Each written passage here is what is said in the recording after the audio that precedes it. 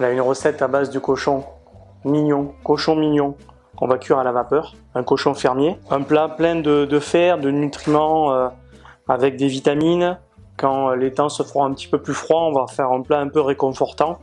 Donc un mignon de porc qu'on va cuire à la vapeur. On va servir avec des lentilles beluga, donc des petites lentilles cuisinées, des champignons, donc des shiitake, des champignons de Paris crus et un petit peu de carotène avec quelques rondelles de carottes.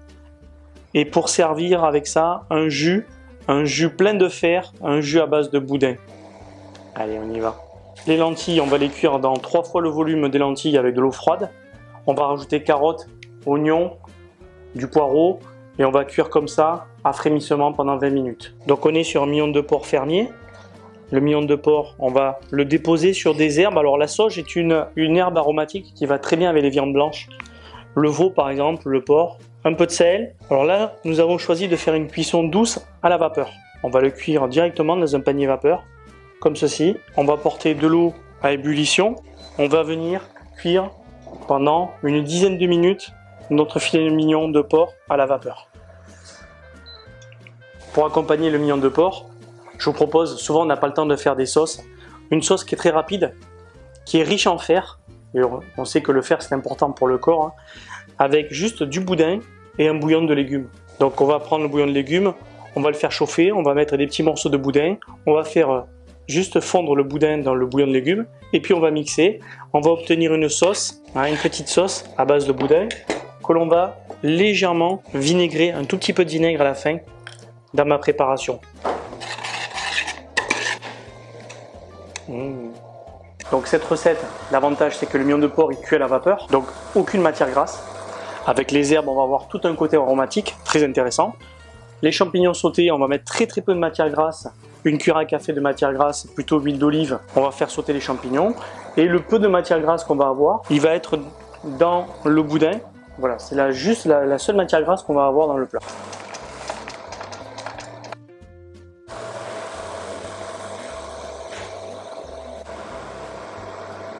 Pour accompagner, on va mettre un tout petit peu de champignons crus, râpés très fins, pour mettre sur notre mignon de porc, hein, le champignon de Paris. Plutôt les champignons de Paris plutôt crème, qui a un champignon un peu plus corsé, un peu plus puissant en goût. Là j'ai proposé une recette avec la sauge. La sauge c'est vraiment l'herbe qui va bien avec les viandes blanches. Le mignon de porc, tout ce qui est veau également, c'est l'herbe vraiment qui accorde parfaitement les viandes blanches. Allez, on va dresser le cochon.